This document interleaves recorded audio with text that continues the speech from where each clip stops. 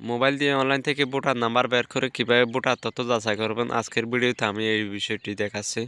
এর জন্য প্রথমে প্লে স্টোর থেকে একটি অ্যাপ ইনস্টল করতে হবে। প্লে স্টোরে আসার পর সার্চ বারে গিয়ে লিখবেন স্মার্ট ইলেকশন ম্যানেজমেন্ট, এটা লিখে সার্চ করবেন।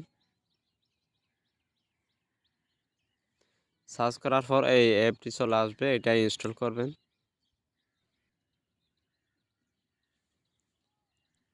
অ্যাপটি ইনস্টল হয়ে গেছে, এখন ওপেন করে আমি কিভাবে কাজ করবেন দেখাচ্ছি। অ্যাপটি ওপেন করার পর এখান থেকে ল্যাঙ্গুয়েজ সিলেক্ট করবেন, আমি ইংলিশ সিলেক্ট করলাম। এরপর এরকম একটা ইন্টারফেস আসবে, verify an ID to check your voting details, date of birth, প্রথমে এখানে ডেট অফ বার্থ দিবেন। আমি যার ভোটার নম্বর বের করব তার জন্ম তারিখটি এখানে দিচ্ছি।